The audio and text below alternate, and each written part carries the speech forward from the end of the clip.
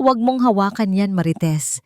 Hindi mo ba alam kung gaano kamahal ang vase na yan? Galing yan sa Italy. Masira mo pa. Boses ni Sofia ang umalingaw sa malaking sala.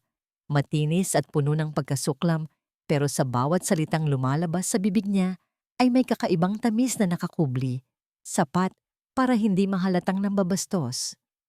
Napahinto si Teresa sa pagpupunas ng mesa, hawak pa rin ang mamahaling vase na pinayuhan siya ni Sofia na ingatan. Naramdaman niya ang paninikip ng kanyang dibdib, parang may kung anong bakal na humigpit sa puso niya. Hindi niya pangalan ng Marites. Siya si Teresa. Pero matagal na siyang tinatawag ni Sofia sa pangalang iyon. Isang pangalang panay pang-insulto at panlalait sa kanyang pagkatao. Nagkunwari si Sofia na kinakausap ang kanyang stylist sa telepono. Ngunit ang mga mata nito ay nakatutok kay Teresa. Puno ng matatalim na tingin. Nasa edad 50s na si Teresa, ngunit ang kanyang mga balikat ay tila pasan ang buong mundo. Ang balat niya ay may bakas ng matinding pagod at lungkot, kabaligtaran ng kinang at ganda ng malaking bahay na tinitirhan niya. Ang mansyon na yon, na ipinagmamalaki ng kanyang anak na si Marco, ay ang kanyang gintong kulungan. Dito, sa loob ng mga pader na gawa sa mamahaling materyales, siya ay isang bilanggo. Isang bilanggo sa sariling tahanan. Isang bilanggo ng pag-ibig niya sa anak. Naramdaman niya ang init ng pag-akyat ng luha sa kanyang mga mata, ngunit pinigilan niya iyon. Hindi pwedeng umiyak. Hindi siya pwedeng magpakita ng kahinaan. Nagpatuloy siya sa pagpupunas, mas marahan. Ang bawat galaw niya ay maingat. Parang anumang sandali ay may mali siyang magagawa. "Oh, nandito ka pala, Mama." Narinig niya ang boses ni Marco. Kaagad na nagbago ang ekspresyon ni Sofia. Ang matalim na tingin ay napalitan ng matamis na ngiti. Ang boses na puno ng pagkasuklam ay naging malambing, puno ng pag-aalala. "Honey, kumain ka na ba? Hinandaan kita ng paborito mong adobo. Nakakainis nga itong si Mama. Gusto niyang tulungan ako sa kusina, kahit alam niyang hindi na niya kailangan pang magtrabaho."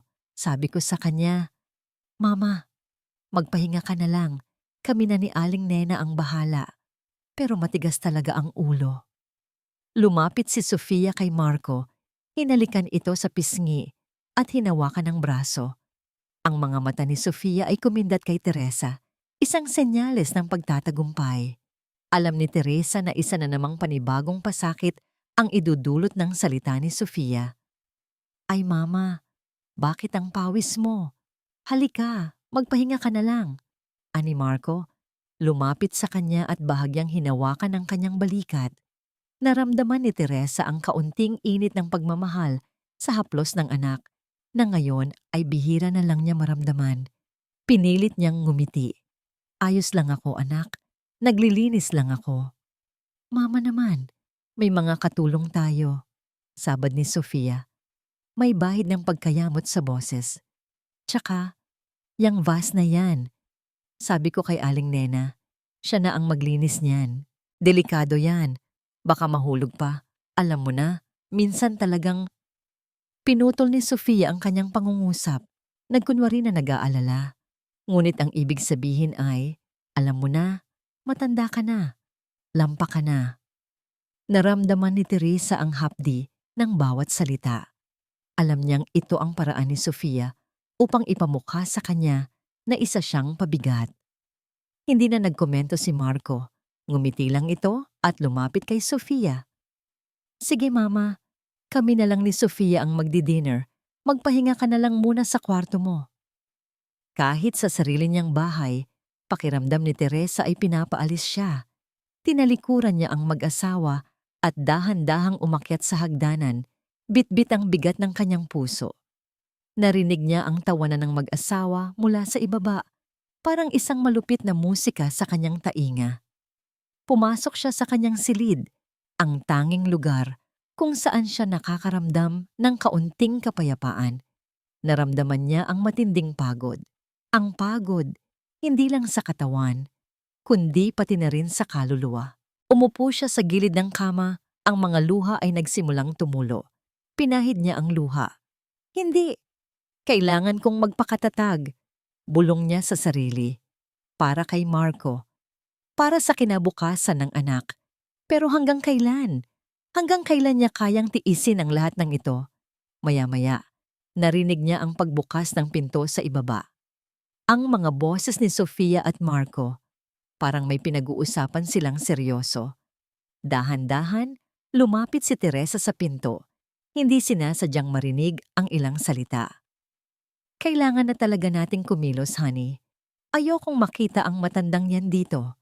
Bulong ni Sofia. Nagulat si Teresa. Nanlamig ang kanyang buong katawan. Hindi siya makapaniwala sa narinig niya. Gusto ko siyang mapaalis dito sa bahay, sa lalong madaling panahon. Dagdag pa ni Sofia, ang boses ay puno ng pagnanais. Parang tumigil ang mundo ni Teresa. Ang pag-asa niya na maging payapa ang buhay ay biglang naglaho. Ano ang gagawin niya? Saan siya pupunta? Ang tanging lugar na itinuturing niyang tahanan ay tila nagiging impyerno na. Ang mga salita ni Sofia ay parang malaking bato na bumagsak sa puso ni Teresa. Ilang gabi na siyang hindi makatulog ng maayos, pinipilit intindihin ang sinabi ng kanyang manugang. Hindi pa ba sapat ang pagtitiis niya? Gusto pa rin ba siyang tuluyang paalisin sa buhay ng kanyang anak? Sa madaling araw, nang tahimik pa ang buong mansyon, nagtungo si Teresa sa hardin.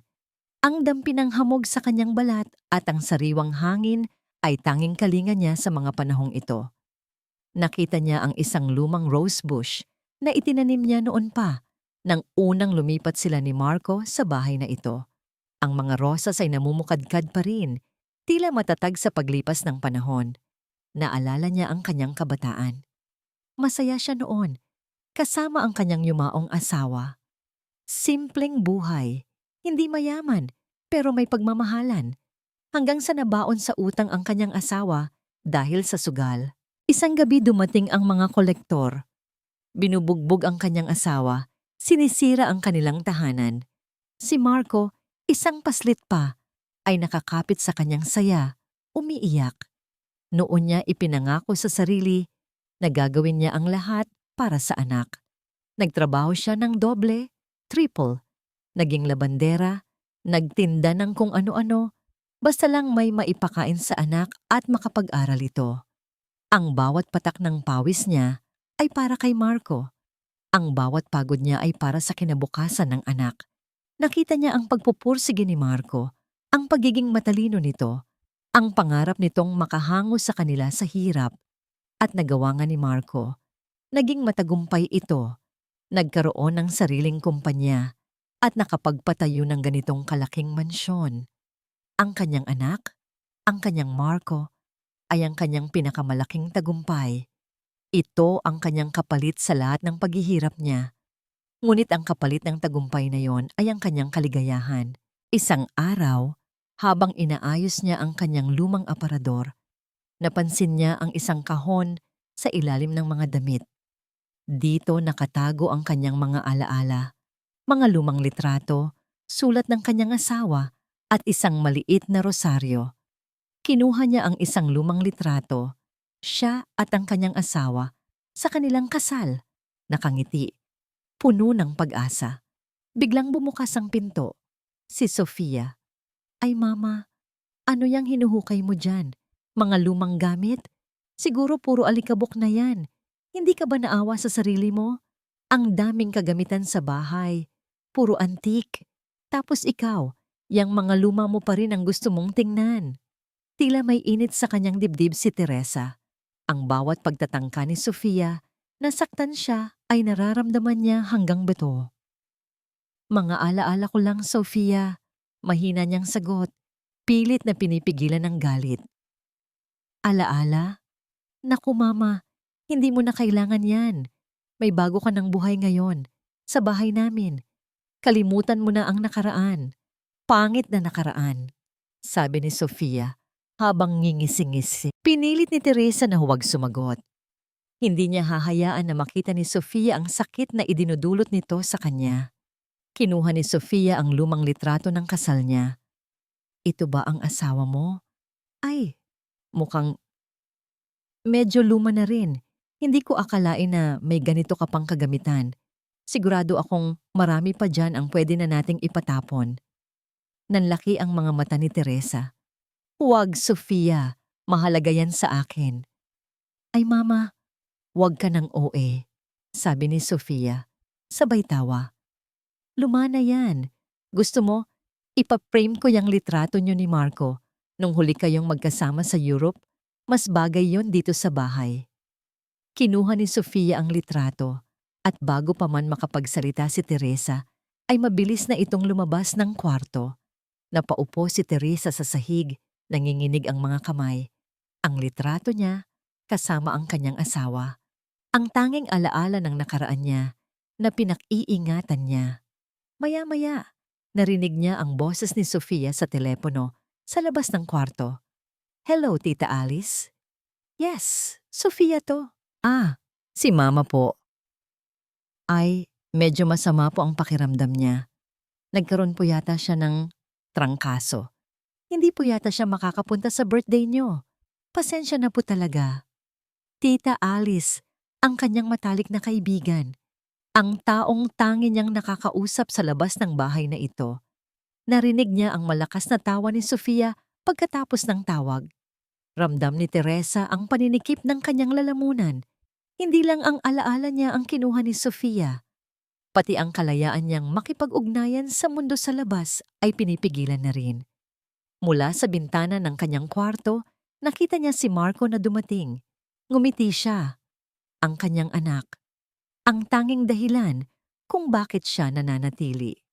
Marco, na may hawak na isang malaking paper bag, nagmamadaling lumapit kay Sofia. Ibinigay niya ang paper bag sa asawa. Para sa'yo, honey. Nakita ko kanina. Naalala kita agad. Niyakap ni Sofia si Marco. May matamis na ngiti sa labi. Ang mga mata niya ay biglang sumulyap kay Teresa na nakatanaw mula sa bintana at muling kumindat. Isang matagumpay na ngiti. Ang kanyang huling pag-asa ay tila naglalaho. Para siyang isang preso, nakatanaw sa labas ng bintana ng kanyang selda. Habang ang taong nagpakulong sa kanya ay masayang nakikipaghalikan sa mismong dahilan kung bakit siya nakakulong. Abala si Marcos sa opisina. Bilang CEO ng isang lumalagong kumpanya, halos kainin na ng trabaho ang kanyang buong araw. Ang bawat sandali ay mahalaga, bawat desisyon ay kritikal. Ngunit sa gitna ng kanyang abalang schedule, may kung anong maliit na tinig sa kanyang isip ang patuloy na bumubulong, nagtatanong, Sir Marco, may tawag po kayo mula sa bahay. Kinuha niya ang telepono. Si Aling Nena. Ang matagal na nilang kasambahay, parang pangalawang ina na rin niya. Hello, Aling Nena. Bakit po? Sir Marco, kasi po, si Ma'am Teresa po. Boses ni Aling Nena, nanginginig at tila nag-aalangan. Napakunot ang noo ni Marco. Anong nangyari kay Mama? May sakit ba siya? Hindi naman po, sir. Kasi po, basta po parang masama po ang pakiramdam niya. Hindi po siya kumakain ng maayos. Nagpa-check up na ba siya? Sabihin mo kay Sofia, ipatingin si Mama sa doktor. Sabi po kasi ni Ma'am Sofia, okay lang po daw si Ma'am Teresa. Nagpapahinga lang po. Pero Sir Marco, iba po talaga eh. Biglang may narinig si Marco na kalabog sa kabilang linya at pagkatapos ay kaagad na naputol ang tawag. Aling Nena? Hello? Napabuntong hininga si Marco. Siguro ay nadulas lang si Aling Nena o ano. Pero ang boses nito, ang pag-aalala, ay nagdulot ng kaunting kaba sa kanyang dibdib. May kakaiba talaga. Pagdating niya ng bahay kinagabihan, naabutan niya si Mama Teresa sa hardin, nagdidilig ng halaman. Naka-long sleeves ito at may suot na sombrero kahit gabi na. Payat na payat si Mama. Ang dating masigla at malusog na katawan ay tila natuyo na. Mama, bakit po kayo nandito? Gabi na Napalingon si Teresa, nagulat. Ngumiti siya, isang ngiting tila pilit. Ay anak, nagdilig lang ako. Ang init kasi kanina, baka malanta ang mga halaman. Pero Mama, May Aling Nena naman po. Tsaka, bakit parang ang payat niyo po? Bago pa makasagot si Teresa, biglang sumulpot si Sofia, may dalang tuwalya at tubig.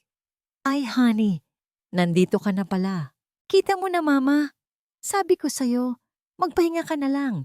Ginagaya ka pa rin nitong si mama. Akala mo wala na tayong katulong. Gusto lang yata niya na mapansin mo. Nilingon ni Sofia si Teresa.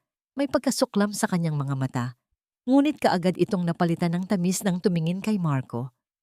Minsan kasi, ang mga matatanda, gusto nila na pinag-aalala sila. Hindi ka ba ganyan, honey? Sa mga lola mo noon? Napailing si Marco. Hindi naman po ganyan si Mama, Sofia. Ay Marco, alam mo naman, minsan talaga, ang mga matatanda ay nagiging bata. Kailangan lang nating intindihin. Sabi ni Sofia, sabay yakap sa braso ni Marco.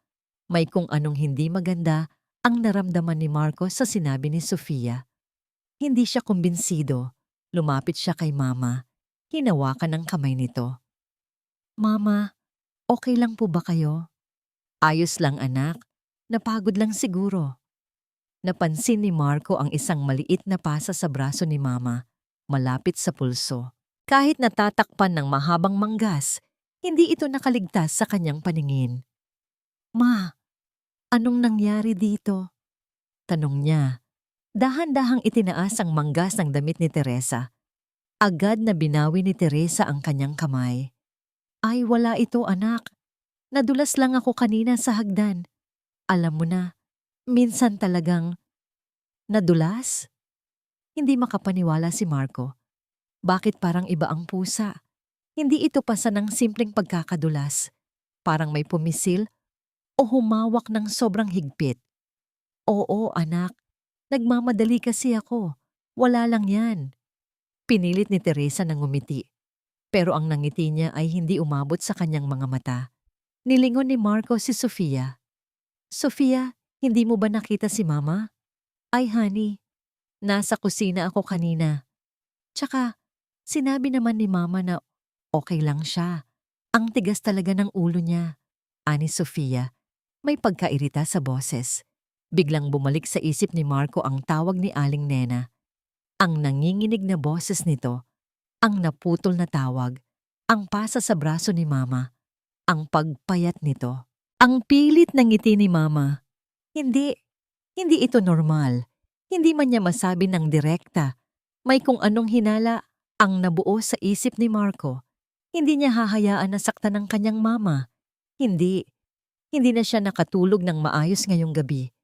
Ang mga salita ni Sofia, ang boses ni Aling Nena, ang pasa ni Mama, lahat ay umiikot sa kanyang isip.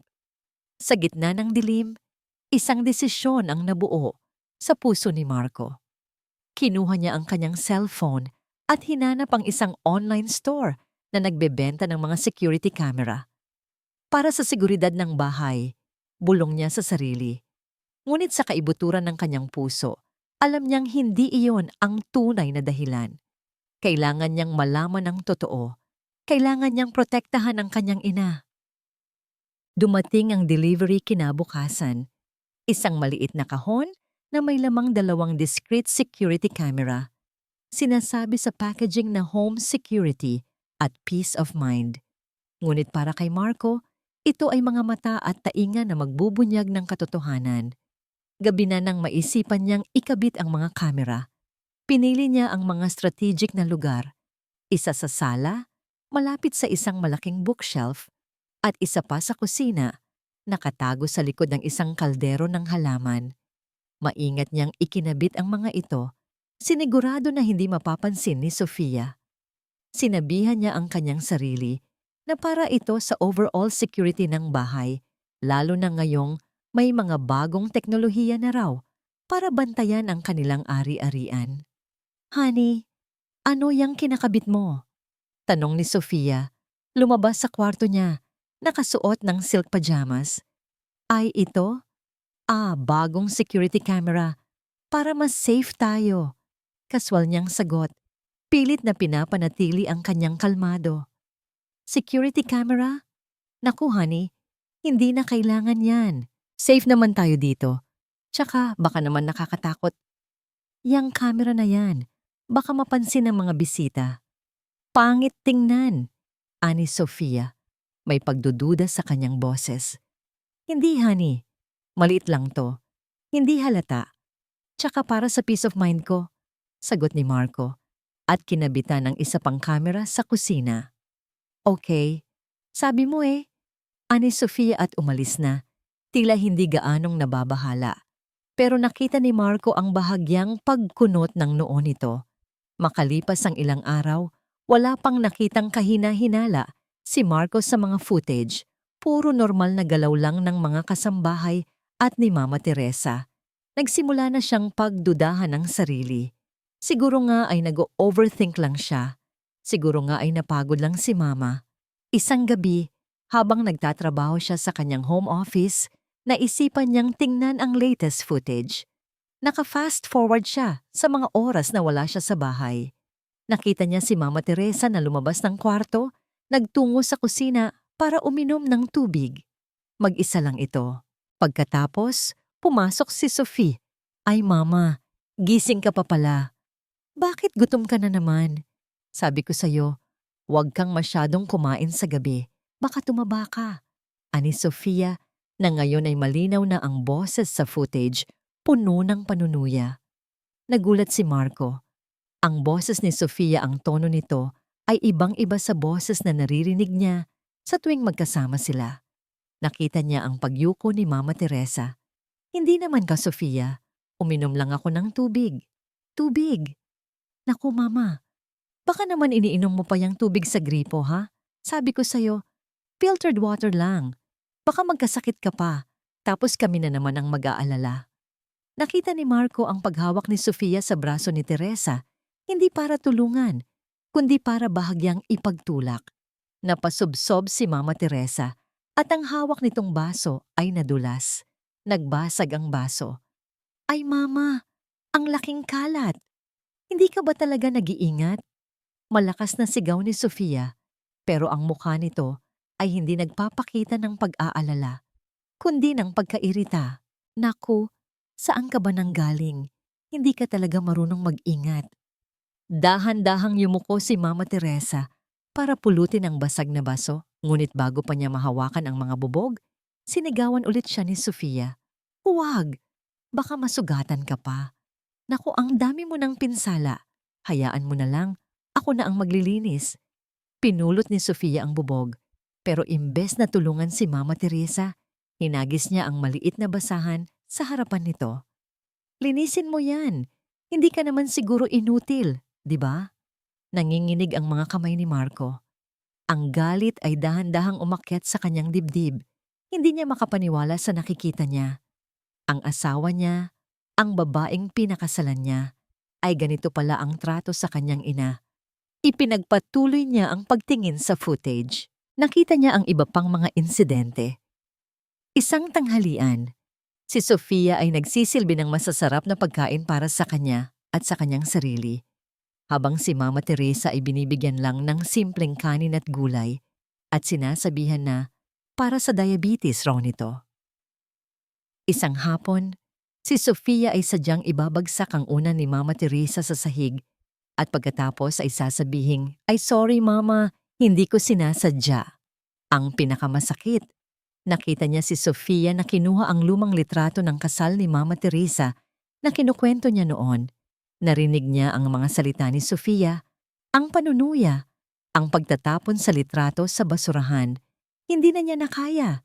Pinindot niya ang pause button. Ang mukha ni Sofia ay nakangisi sa screen, puno ng kaplastikan. Ang mukha ni Mama Teresa ay puno ng lungkot at pagkalugmok. Ang kanyang mama, ang nagpakahirap para sa kanya, ang nag-iisang babae na minamahal niya ng higit sa lahat, ay pinahihirapan lang pala sa sarili nitong bahay. Ang puso ni Marco ay parang pinipiga. Ang galit, ang sakit, ang pagsisisi, ang pagdududa niya ay napalitan ng isang malalim na pagkaunawa. Hindi siya nag-overthink. Totoo ang lahat ng kanyang hinala. Ang asawa niya ay isang halimaw na nagkukubli sa likod ng isang magandang maskara. Ang mga kamao niya ay nagpumigilas. Hindi ito makatarungan. Hindi ito tama. Kailangan niyang gumawa ng paraan. Kailangan niyang protektahan ang kanyang ina. At kailangan niyang ipakita kay Sofia ang tunay niyang kulay. Kinabukasan, magkaiba ang Marco na gumising. Ang dating Marco, na abala sa trabaho at bulag sa katotohanan, ay namatay na. Ang bagong Marco ay gising na, puno ng galit at determinasyon na ipagtanggol ang kanyang ina. Pumasok siya sa opisina na may bagong misyon, hindi na lang para sa negosyo niya, kundi para sa katarungan. Kaagad niyang tinawagan ang isang kaibigan niya na nagtatrabaho bilang private investigator. Rick, kailangan ko ang tulong mo. Confidential ito at kailangan kong malaman ang lahat tungkol sa isang tao. Ani Marco, ang boses ay seryoso. Sino pare? At bakit? Tanong ni Rick nagtataka. Si Sofia, ang asawa ko. Huwag kang magtanong ng bakit.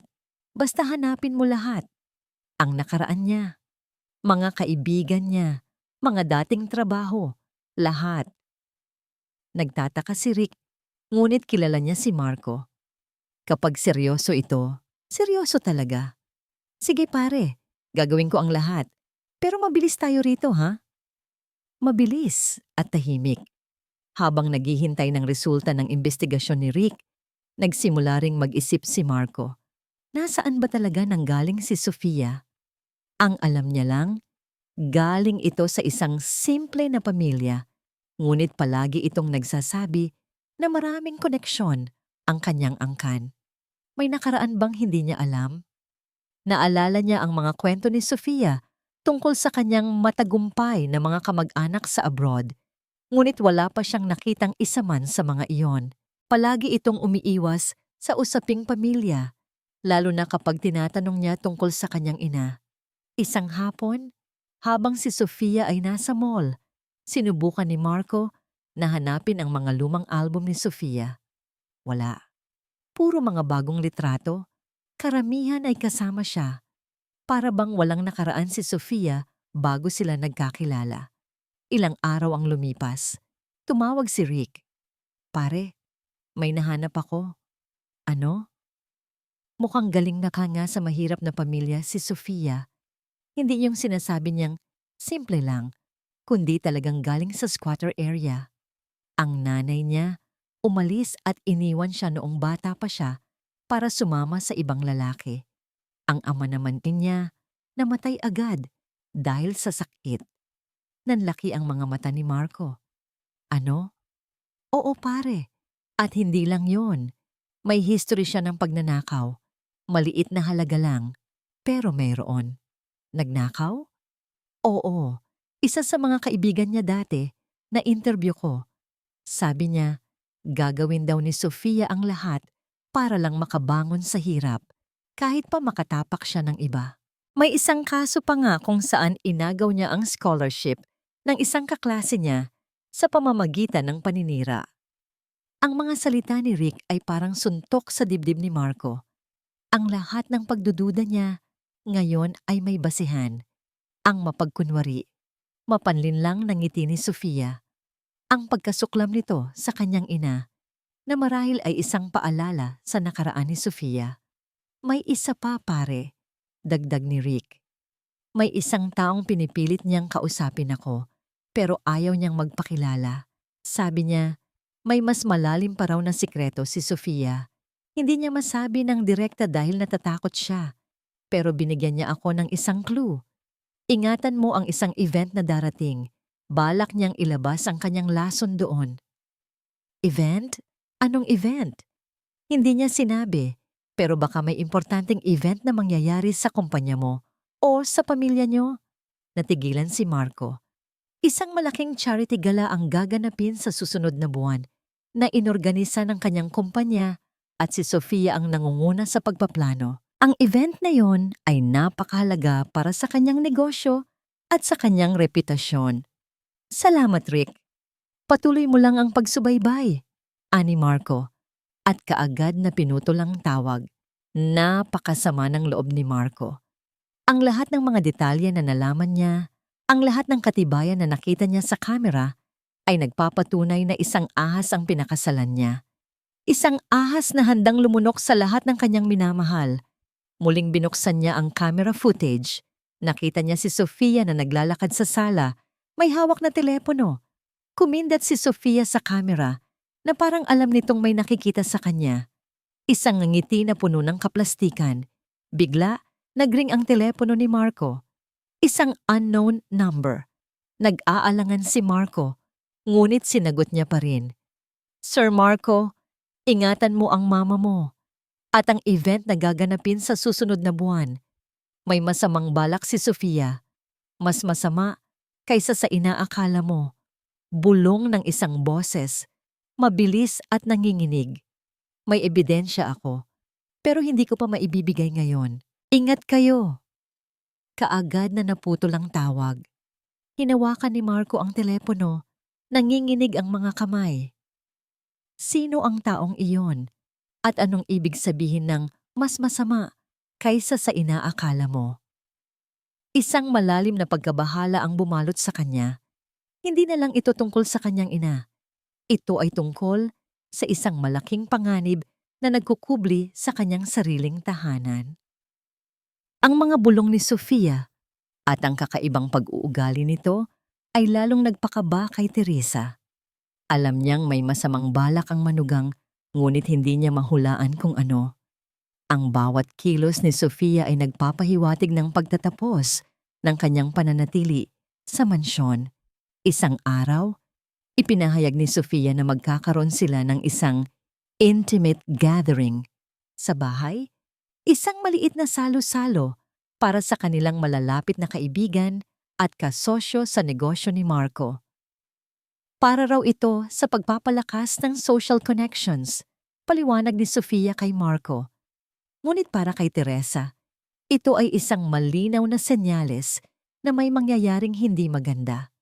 Kinabukasan ng gaganaping party, habang nag-aayos si Teresa ng mga lumang gamit sa kwarto, nakita niya ang isang mamahaling kwintas sa ibabaw ng kanyang vanity table. Hindi niya iyon pag-aari. Nagtaka siya.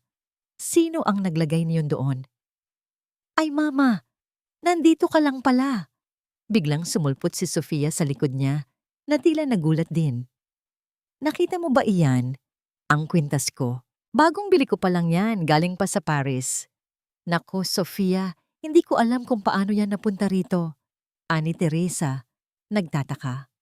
Ngumiti si Sofia, ngunit ang nangiti nito ay tila isang lason. Hindi mo alam? Baka naman, ginamit mo? Hindi. Hindi ko hahawakan ang mga gamit mo. Naku mama, huwag ka nang magkaila. Alam kong gusto mong hawakan ang mga mamahaling bagay, pero hindi mo dapat ilagay sa kwarto mo. Kaagad na kinuha ni Sofia ang kwintas at pagkatapos ay umalis, may ngiti sa labi. Kinaumagahan, punong-puno ng bisita ang mansyon. Ang lahat ay nakasuot ng magagarang damit, may hawak na wine glass at nagtatawanan.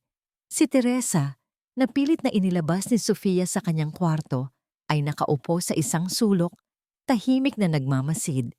Biglang narinig niya ang malakas na pagtawag ni Sofia. Ay, nasaan na kaya yung kwintas ko? Malakas na tanong ni Sofia na may bahid ng pag-aalala. Ang mamahaling kwintas na binigay sa akin ni Marco, nasaan na? Nagkagulo ang mga bisita. Hinahanap ni Sofia ang kwintas sa bawat sulok ng sala. At pagkatapos, tumingin siya kay Teresa. Mama, nakita mo ba ang kwintas ko? Hindi, Sofia, hindi ko alam. Sagot ni Teresa nanginginig. Naku, Mama, baka naman ikaw ang kumuha niyan. Alam mo naman, minsan talaga, nagiging malilimutin ang mga matatanda. Baka nakalimutan mo lang kung saan mo nilagay. Nagulat ang mga bisita. Ang mga tingin nila ay nakatuon kay Teresa, puno ng pagdududa at paghatol. Sofia, hindi ako kukuha ng gamit mo. Ani Teresa, pilit na pinipigilan ng luha. Hindi. Bakit nasa kwarto mo yan kanina? Nakita kita. Malakas na sabi ni Sofia at pagkatapos ay biglang umiyak. Paano na ito, Marco? Ang kwintas na binigay mo sa akin, nakuha ng mama mo. Lumapit si Sofia kay Marco na ngayon ay nasa tabi niya at humagulgol. Honey, hindi ko na kayang mabuhay sa iisang bubong kasama siya. Kailangan ko nang umalis. O siya, o ako. Nagulat ang lahat. Ang bawat mata ay nakatuon kay Marco. Ang mga bisita ay nagbubulungan. Ang bawat salita ay parang kutsilyo na tumatarak sa puso ni Teresa. Pakiramdam ni Teresa ay umurong ang kanyang mundo. Wala na siyang mataguan. Wala na siyang mapuntahan. Ang kanyang anak, ang kanyang Marco, ang kanyang huling pag-asa ay tila nalilito. Napakasakit. Ang bawat tingin, bawat bulong, bawat salita ay nagpaparamdam sa kanya na isa siyang kriminal. Biglang naramdaman ni Teresa ang pagkahilo. Ang kanyang paningin ay lumabo. Ang kanyang puso ay kumalabog ng malakas. Ang huling nakita niya ay ang mukha ni Marco na puno ng galit, nakatingin kay Sofia, at ang mukha ni Sofia na may nakakubling ng ngiti ng pagtatagumpay. At pagkatapos, nagdilim ang lahat. Bago siya mawalan ng malay, narinig niya ang sigaw ni Aling Nena, "Ma'am Teresa!" Nang makita ni Marco na bumagsak si Mama Teresa, tila may kung anong nag-trigger sa kanyang utak. Ang galit na matagal niyang kinimkim ay biglang sumabog. Hindi na niya hahayaan pa ang lahat ng ito. Sapat na. Mabilis niyang nilapitan si Mama Teresa na ngayoy hawak na ni Aling Nena. "Mama! Mama! Gising po!" "Sir Marco, dalhin na po natin siya sa ospital." Sigaw ni Aling Nena, nanginginig sa takot at galit. "Huwag! May tawagan niyo ang doktor ng pamilya dito." Utos ni Marco, ang boses ay puno ng awtoridad at galit. Nilingon niya ang mga bisita. Ang party ay tapos na. Maari na kayong umalis. Ang mga bisita ay nagulat. Pero sa tono ni Marco, alam nilang hindi ito nagbibiro. Dahan-dahan silang nagsimulang lumabas. Naiwan si Sofia, nakatayo sa gitna ng sala, gulat na gulat. Ang ngiti ng pagtatagumpay sa kanyang labi ay nawala, napalitan ng takot. "Honey, bakit? Ano ang nangyayari?" Tanong ni Sofia. Pilit na pinapanatili ang kanyang composure. Nilapitan ni Marco si Sofia, ang kanyang mga mata ay nagnininga sa galit. "Huwag mo akong tawaging honey, Sofia. Ang lahat ng ito ay tapos na." "Anong tapos na? Ang kwintas ko. Si mama mo ang kumuha niyan." "Hindi. Ikaw ang naglagay niyan sa kwarto niya. Nakita ko ang lahat. Ang lahat ng pagpapahirap mo sa kanya. Ang lahat ng panloloko mo sa akin." Nanlaki ang mga mata ni Sofia. Paano mo nalaman?" "Ang camera, Sofia. Ang camera na sinabi mong para sa seguridad. Ang camera na nagpakita ng tunay mong kulay." Namutla si Sofia. Hindi siya makapagsalita. Dumating ang doktor ng pamilya. Kaagad nitong sinuri si Mama Teresa na dinala na ni Aling Nena sa kanyang kwarto. "Sir Marco, ang mama mo po ay labis na na-stress. Mayroon din siyang malnutrition. Kailangan niyang magpahinga at alagaan," sabi ng doktor, puno ng pag-aalala. Hinawakan ni Marco ang kamay ni Mama Teresa. Ang kanyang puso ay kumirot sa sakit. "Salamat, Doc. Gagawin ko po ang lahat." Nilingon niya si Sofia. "Ngayon, Sofia, oras na para magbayad ka." "Magbayad? Wala akong ginagawang masama." Sigaw ni Sofia. "Wala? Nakalimutan mo na ba ang nakaraan mo? Ang paninira mo sa kaklase mo para sa scholarship? Ang pagnanakaw mo noong bata ka pa? Ang lahat ng kasinungalingan mo?" Nagulat si Sofia. Paano mo nalaman ang lahat ng yan?" "I've been watching you. I've been investigating you." Pinaupo ni Marco si Sofia sa upuan, sa gitna ng sala. Sa likod niya, dumating ang kanyang lawyer, kasama ang 2 security guard. "Sofia Reyes," ani ng lawyer. Binasa ang isang dokumento. "Dahil sa mga ebidensya ng physical at psychological abuse na ginawa mo laban kay Mrs. Teresa Reyes, At sa mga ebidensya ng panloloko at pandaraya sa aming kliyente, inihahain namin ang annulment of marriage. Bukod pa rito, mayroon ka ring kasong kinakaharap para sa libel at attempted estafa. Nanlaki ang mga mata ni Sofia. Annulment? Kaso? Hindi! Hindi mo ito magagawa sa akin. Ako ang asawa mo. Wala kang karapatang maging asawa ko. Ani Marco. Ang boses ay matigas. Ang lahat ng pinaniwalaan ko sa iyo ay puro kasinungalingan. Wala kang karapatan sa pamilya ko. Hindi! Hindi! Hindi ako aalis. Pregnant ako. May baby tayo, Marco. Sigaw ni Sofia, desperado. Natigilan si Marco, pati na rin ang kanyang lawyer. Nilingon niya si Sofia, may bahid ng pagdududa sa kanyang mga mata. Nagsisinungaling ka, ani Marco. Hindi. Totoo. Papuntahin mo ang doktor. Papakita ko sa'yo. Biglang pumasok si Aling Nena. Sir Marco, okay lang po ba ang mama ninyo? Okay lang po siya, Aling Nena. Nagpapahinga na, sagot ni Marco. Nilingon niya si Sofia. Sige, papuntahin ko ang doktor. Pero kung nagsisinungaling ka, Sofia, maghanda ka. Mabilis na tinawagan ni Marco ang doktor. Maya-maya, dumating ang doktor. Dala ang kanyang mga kagamitan. Ano po ang problema, Sir Marco? Doc, pakisuri po si Sofia. Sabi niya, buntis siya. Kinabahan si Sofia. Ngunit pilit niyang pinapanatili ang kanyang composure. Alam niyang ito ang kanyang huling baraha. Sinuri ng doktor si Sofia. Ang lahat ay nakamasid. Kabilang na si Mama Teresa na lumabas ng kwarto. Sinusuportahan ni Aling Nena. Ang muka ay puno ng pag-aalala. Ilang minuto ang lumipas. Ang katahimikan ay nakakabingi. Ang bawat isa ay nanginginig sa paghihintay ng resulta. Nilingon ng doktor si Marco.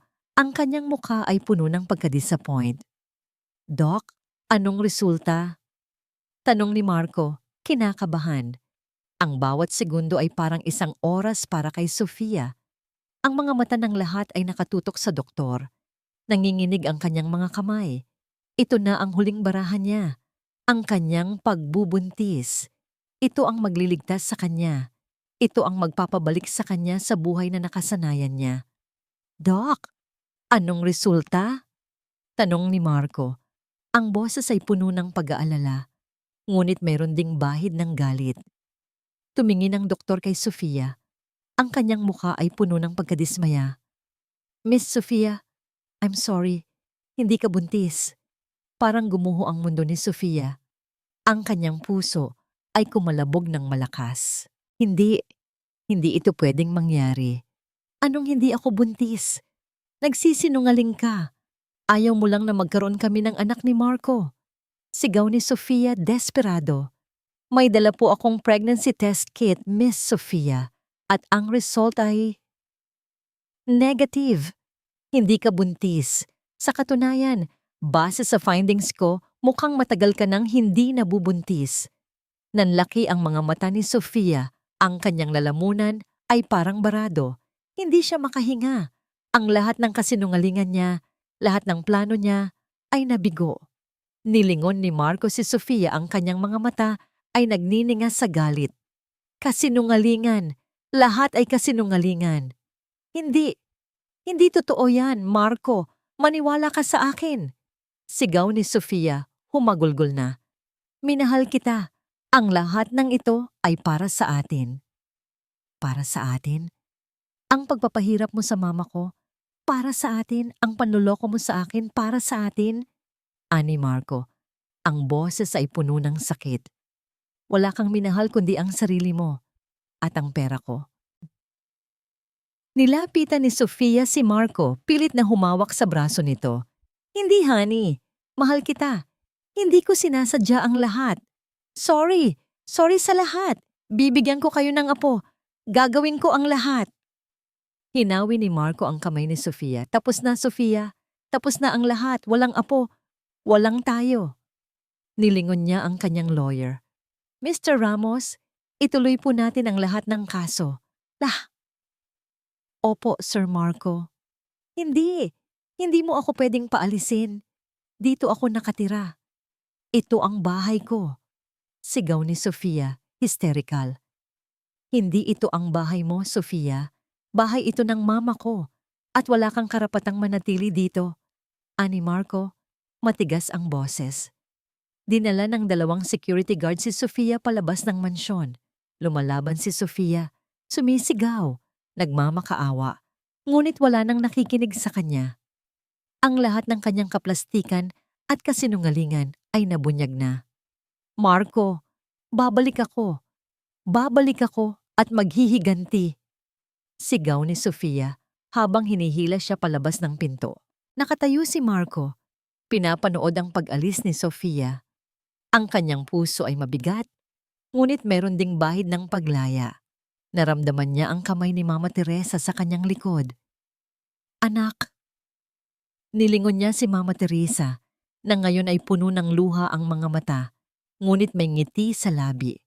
Niyakap niya ang kanyang ina ng mahigpit. Sorry po, Mama. Sorry po sa lahat. Wala kang kasalanan, anak. Mahal kita. Ang kanyang puso ay gumaan. Sa wakas, tapos na ang lahat. Ang kanilang pamilya ay ligtas na.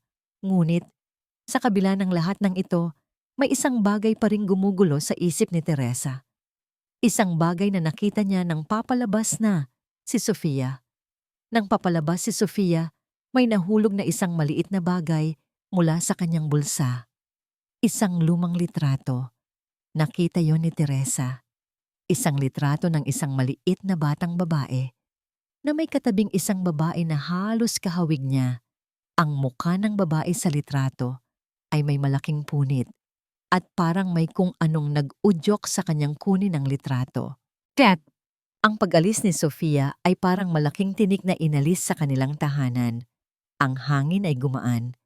Ang katahimikan ay hindi na nakakabingi, kundi payapa. Ngunit ang mga bakas ng sakit at pagtataksil ay nananatili pa rin. Hinawakan ni Marco ang kamay ni Mama Teresa. Ang kanyang ina, nalabis na ng hina dahil sa mga nangyari ay dahan-dahang gumagaling. Inalagaan niya ito ng buong puso. Pinagluto niya ang paborito nitong pagkain, hinaplos ang buhok nito habang natutulog at kinantahan ito ng mga kantang pampatulog tulad noong bata pa siya. Anak, huwag mo nang isipin ang lahat, ani Mama Teresa, isang umaga. Habang nakaupo sila sa hardin, umiinom ng kape. Ang importante, ligtas tayo at magkasama tayo. Naramdaman ni Marco ang haplos ng pagmamahal ng kanyang ina. Sorry po, Mama. Ang tanga-tanga ko. Hindi ko po nakita ang lahat. Hindi mo kasalanan, anak. Ang pag-ibig minsan nagiging bulag. Ang importante, ngayon, nakakita ka na at pinili mo ako. Niyakap ni Marco ang kanyang ina. Opo, Mama. Palagi po. Ang legal proceedings laban kay Sofia ay nagsimula na. Sa tulong ng mga ebidensya ni Marco at ang mga testimonya ni Aling Nena, malaki ang posibilidad na makukulong si Sofia. Ang lahat ng kasinungalingan niya ay nabunyag at wala nang makakapagtago sa tunay niyang kulay. Ngunit sa gitna ng lahat ng ito, may isang bagay ang gumugulo sa isip ni Teresa. Ang litratong nahulog mula kay Sofia. Isang hapon, habang nagpapahinga si Mama Teresa, kinuha niya ang litrato. Isang bata, mga edad 5 o 6, may malungkot na mata. At sa tabi nito, isang babae na may kaparehong mga mata, ngunit ang mukha nito ay may punit. Aling Nena, tawag ni Teresa sa kasambahay. Pamilyar ba sa'yo ang babaeng ito? Tiningnan ni Aling Nena ang litrato. Naku, Ma'am Teresa, parang nakita ko na po yan. Pero saan kaya? Pamilyar ang mga mata ng bata. Parang kamukha ni Sofia. Nanlaki ang mga mata ni Aling Nena. Ay, oo nga po, Ma'am. Si Ma'am Sofia po yan, noong bata pa. Pero sino po ang kasama niya? Hindi ko alam. Ang mukha ay punit. Ani Teresa nalilito. Biglang may pumasok sa isip ni Teresa. Isang pangalan, Eliza. Aling Nena, naalala mo pa ba si Eliza? Yung dating kapitbahay natin nung bata pa si Marco? Ay oo naman po, Ma'am Teresa. Si Aling Eliza. Yung may magandang anak na babae, pero palaging malungkot. Sabi-sabi nga po, umalis yung asawa niya, tapos umalis din siya at iniwan yung anak niya para sumama sa ibang lalaki. Nagulat si Teresa. Elisa, may anak ba siya na halos kasing edad ni Sofia? Oh. Opo, ma'am. Si Sofia. Ay, hindi po. Ang pangalan niya po ay, Lira. Oh, Sarah? Basta po, parang ganun po ang pangalan. Nanginginig ang mga kamay ni Teresa. Ito kaya ang sikreto ni Sofia, ang babaeng sa litrato na may punit ang muka ay si Eliza at ang batang iyon ay si Sofia na binago lang ang pangalan para itago ang kanyang nakaraan? Kung totoo ito, may malalim na dahilan kung bakit ganito ang ugali ni Sophie. Ang sakit ng pag-iwan ng ina, ang pagtataksil ng ama, ang kahirapan. Ang lahat ng ito ay maaaring nagtulak sa kanya upang maging ganoon. Hindi ito pwedeng mangyari, pero ang lahat ay nag-uugnay. Ang pagkasuklam ni Sofia sa mga matatanda, sa mga ina, ang pagtatago niya ng nakaraan, ang kanyang pagiging mapanlinlang. Napatingin si Teresa sa litrato, ang kanyang puso ay kumirot, hindi dahil sa galit, kundi dahil sa lungkot. Lungkot para sa batang si Sofia na dumaan sa matinding hirap. Biglang pumasok si Marcos sa hardin. Mama, may magandang balita po ako. Ang kumpanya po natin ay maglulunsad ng bagong charity program para po sa mga ina at anak na nangangailangan ng tulong. Nilingon ni Teresa si Marco, may ngiti sa labi. Ang kanyang puso ay puno ng pag-asa. Magandang balita yan, anak. Ngunit sa likod ng kanyang nangiti, may isang bagong misyon ang nabuo sa puso ni Teresa. Isang misyon na lampas pa sa kanyang sariling sakit.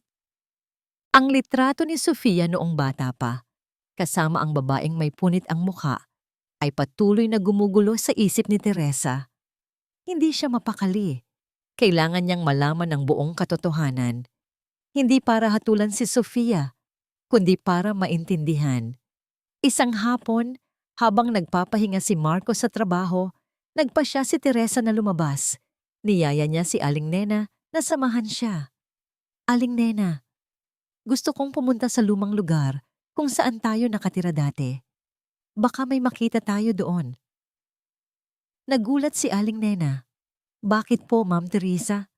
Delikado na po doon. Nagbago na po ang lahat. Kailangan ko lang makita, Aling Nena.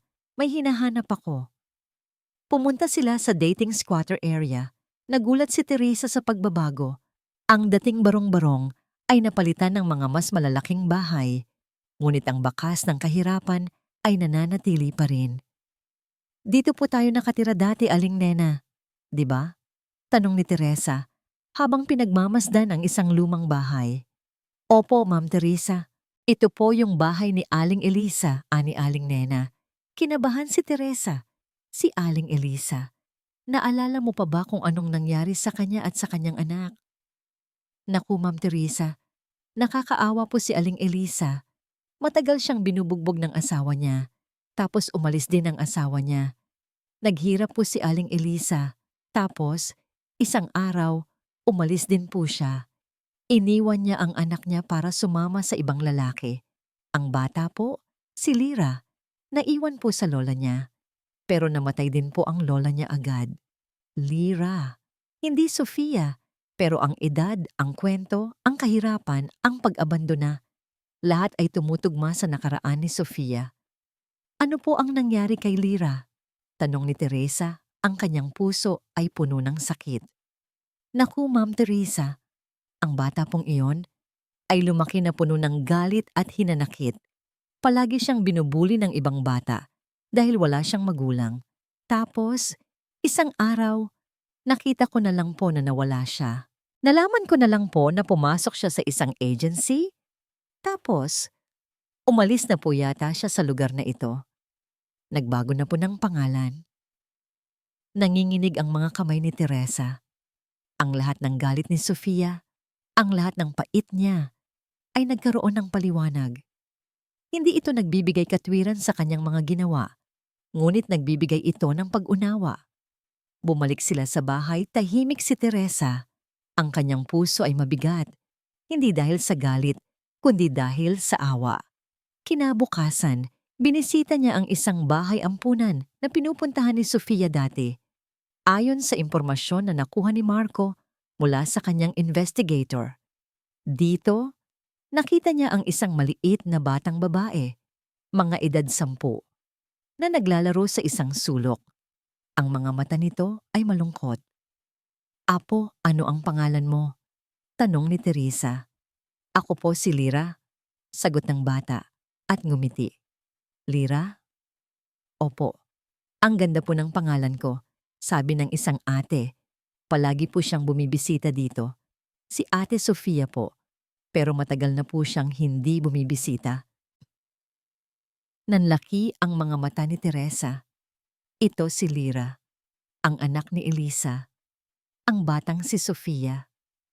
"Bakit po malungkot ang Ate Sofia mo?" tanong ni Teresa. Sabi niya po, iniwan po siya ng mama niya. Tapos, wala po siyang pamilya.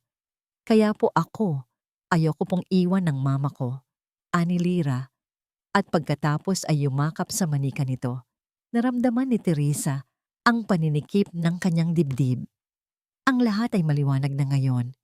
Ang galit ni Sofia sa kanyang ina ay galit sa sarili niyang ina na umabandona sa kanya. Ang pagpapahirap niya sa kanya ay isang paraan upang ilabas ang sakit na nararamdaman niya. Umalis si Teresa sa bahay ampunan na may halo-halong emosyon. Hindi niya kayang patawarin ang mga ginawa ni Sofia sa kanya. Ngunit sa kanyang puso, mayroon siyang naramdamang awa. Awa para sa batang si Lira na lumaki na walang pagmamahal. Nang gabing iyon, habang umiinom sila ng kape ni Marco, sinabi niya ang lahat sa kanyang anak. Ang tungkol kay Eliza, ang tungkol kay Lira, ang tungkol sa nakaraan ni Sofia. Nagulat si Marco. Kaya pala ganun ang ugali niya. Hindi ito nagbibigay katwiran sa ginawa niya, anak, ani Teresa. Pero naiintindihan ko na ang sakit na nararamdaman niya. "Mama, anong gagawin natin ngayon?" Ngumiti si Teresa. "Ang pagpapatawad, anak, ay hindi para sa kanya. Ito ay para sa atin, para sa kapayapaan natin." Kinabukasan, isang kakaibang pakiramdam ng kapayapaan ang bumalot kay Teresa. Ang lahat ng bigat sa kanyang puso ay gumaan. Hindi niya mapapatawad ang ginawa ni Sofia, ngunit mayroon siyang naramdaman na kaunting unawa at awa. Ang pag-alis ni Sofia at ang pagbunyag ng kanyang nakaraan ay nagdala ng liwanag sa madilim na sulok ng buhay ni Marco. Hindi lang ang bahay ang luminis, kundi pati na rin ang kanyang puso at isip. Nagsimula siya ng bagong kabanata, kasama ang nag-iisang babaeng tunay na nagmamahal sa kanya, ang kanyang ina. Naging mas hands-on si Marco sa pag-aalaga kay Mama Teresa. Dinadala niya ito sa parke, nagjo-jogging sila ng magkasama, at madalas silang nagkukwentuhan tungkol sa mga simpleng bagay. Ang mga tawanan nila ay muling umalingaw-ngaw sa mansyon. Ang hapagkainan ay muling napuno ng init at saya. "Anak, ang sarap naman ng luto mo," ani Mama Teresa, habang kumakain ng sinigang na paborito niya. "Siyempre naman po, Mama. Para po sa inyo," sagot ni Marco, at hinawakan ang kamay ng ina. Ang kumpanya ni Marco ay lalong lumago. Ngunit ngayon, hindi na lang pera ang habol niya. Nais niyang gamitin ang kanyang tagumpay upang makatulong sa iba. Bilang simula, inilunsad niya ang isang malaking proyekto, ang Teresa Foundation, isang charity na tutulong sa mga inang nangangailangan at mga batang inabandona, tulad ng nakaraan ni Sofia. "Para po ito sa inyo, Mama," ani Marco kay Teresa, habang pinapakita ang logo ng foundation. "Para po sa lahat ng paghihirap ninyo." Naiyak si Mama Teresa. Anak, salamat. Ito ang pinakamagandang regalo na natanggap ko. Ang Teresa Foundation ay mabilis na lumago. Maraming mga ina at mga bata ang natulungan. Si Mama Teresa ay naging bahagi ng foundation. Siya ang naging inspirasyon. Siya ang naging mukha ng pag-asa. Isang araw, habang nasa opisina si Marco, nakatanggap siya ng isang sulat galing kay Sofia. Binuksan niya ang sulat ng may pag-aalangan. Marco, alam kong galit ka sa akin. Alam kong nasaktan kita. At ang mama mo. Hindi ko hihilingin na patawarin mo ako. Ngunit gusto kong malaman mo na. Naiintindihan ko na. Ang lahat ng ginawa ko ay dahil sa sakit na nararamdaman ko. Sa sakit ng pag-iwan ng mama ko. Sa sakit ng kahirapan. Sana balang araw, makahanap ka ng tunay na pagmamahal. At sana, maging masaya ka. Salamat sa lahat. Sofia. Napakasama ng loob ni Marco. Ang sulat ay hindi nagpapahiwatig ng pagsisisi, ngunit ng pag-unawa. Isang bahagi ng kanyang puso ang kumirot. Ngunit isang bahagi din ang nakaramdam ng paglaya. Isang gabi, habang naglalakad sila ni Mama Teresa sa hardin, napansin niya ang isang bagong rosas na namumukadkad. Mama, tingnan niyo po. Bagong rosas. Oo, anak. Parang tayo. May bagong simula. Bagong buhay. Niyakap ni Marco ang kanyang ina. Mama, masaya po ako. Masaya po ako na kasama ko po kayo. Masaya po ako na nakita ko po ang tunay na halaga ng pamilya. Ako rin, anak. Ang saya ko? Ani Teresa. At hinalikan ang noo ng anak. Mama, may isang bagay po akong gustong itanong sa inyo. Ano yon, anak? Gusto ko po na kayo ang maging official president ng Teresa Foundation. Kayo po ang inspirasyon. Kayo po ang dapat na mamuno. Nanlaki ang mga mata ni Teresa. Ako? Anak, hindi ko alam kung kaya ko. Kaya niyo po, Mama.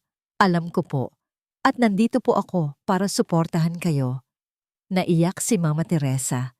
Isang luha ng kaligayahan, isang luha ng pag-asa. Sa wakas, pagkatapos ng mahabang panahon ng paghihirap, nakita niya ang liwanag. Ang bulwagan ay puno ng tao. Ang mga ilaw ay nagniningning. Ang musika ay nagbibigay ng masiglang himig. Ito ang grand opening ng Teresa Foundation. Isang pangarap na natupad. Nakatayo si Teresa sa harapan, nakasuot ng isang simpleng Pilipiniana. Ngunit ang kanyang mukha ay hindi na ang dating Teresa na puno ng lungkot at takot. Ngayon, ang kanyang mga mata ay nagniningas sa pag-asa at determinasyon. Ang kanyang mga labi ay may ngiti, hindi pilit, kundi galing sa kaibuturan ng kanyang puso. Nasa tabi niya si Marco, nakangiti, puno ng pagmamalaki. Ang kanyang anak, ang kanyang Marco. Hindi lang isang matagumpay na CEO, kundi isang responsableng anak, isang mapagmahal na, mahal na tao. Magandang gabi po sa inyong lahat. Panimula ni Teresa. Ang boses ay matatag at malinaw. Maraming salamat po sa pagdalo ninyo sa gabing ito, sa pagbubukas ng Teresa Foundation. Nagpalakpakan ang mga tao. Ang Teresa Foundation po ay nagsimula sa isang simpleng pangarap. Ang makatulong sa mga ina at mga bata na nangangailangan. Patuloy niya. Sa buhay ko po, naranasan ko ang matinding hirap. Naranasan ko ang sakit, ang lungkot, ang takot. Ngunit sa lahat ng ito, may isang bagay na nagpatatag sa akin. Ang pagmamahal ko sa aking anak at ang pagmamahal niya sa akin. Lumapit si Marco kay Teresa. Hinawakan ang kamay nito. Nagangitian sila. Ang pamilya po ang pundasyon ng ating buhay at ang puso ng pamilya ay ang pagmamahalan, ang pag-iintindihan at ang katotohanan. Huwag po nating hayaan na may ibang tao o bagay na makasira sa pamilya natin. Dahil sa dulo ng lahat, ang pamilya po ang ating sandigan. Ang mga salita ni Teresa ay tumago sa puso ng bawat isa. Ang kanyang kwento ay naging inspirasyon. Ang kanyang pagiging matatag ay naging aral. Pagkatapos ng kanyang talumpati, niyakap ni Marco ang kanyang ina. Proud na proud po ako sa inyo, Mama. Salamat, anak. Sa inyo rin. Nang gabing iyon, ang mansyon ay muling napuno ng saya at pag-asa. Hindi na lang ito isang gintong kulungan. Ito ay naging isang tahanan, isang kanlungan ng pagmamahalan sa isang malayong lugar, sa isang maliit na apartment, nakaupo si Sofia sa isang sulok. Hawak niya ang isang lumang litrato. Ang litrato niya noong bata pa, kasama ang kanyang ina, na may punit ang muka. Ang kanyang mga mata ay walang emosyon, puno ng kalungkutan, walang luha, walang galit, tanging pagkabigo. Narinig niya ang balita sa radyo tungkol sa Teresa Foundation, ang boses ni Teresa, na punong-puno ng pag-asa. Napatingin si Sofia sa labas ng bintana, sa madilim na kalangitan. Ang kanyang buhay ay nagbago na. Ang kanyang mga pangarap ay nawala. Ngunit sa kaibuturan ng kanyang puso, mayroon pa kayang kaunting pag-asa para sa kanya? Hindi niya alam. Sa mansyon, nakaupo si Teresa sa hardin, kasama si Marco. Nag-uusap sila tungkol sa mga plano ng foundation. Ang mga rosas ay namumukadkad, mas maganda kaysa dati. Mama, sa tingin niyo po, meron pa po bang pag-asa si Sofia? Tanong ni Marco.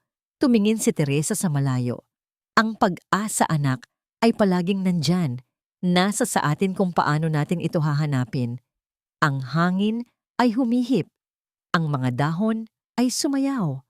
Ang dalawang mag-ina ay nakaupo ng magkatabi. Ang kanilang mga puso ay puno ng kapayapaan. Ang kwento ni Teresa ay isang patunay na ang puso ng isang ina ay ang pinakamaliwanag na ilaw sa dilim. Ang pagmamahalan, ang katotohanan, at ang pagpapatawad. Ito ang tunay na pundasyon ng isang pamilya. Walang hanggan ang pagmamahal ng isang ina. At ang pagmamahal na ito ang magbibigay ng lakas sa bawat isa upang harapin ang anumang pagsubok sa buhay. Ang puso ng pamilya ay hindi kailanman masisira hanggat meron itong pag-ibig at katotohanan.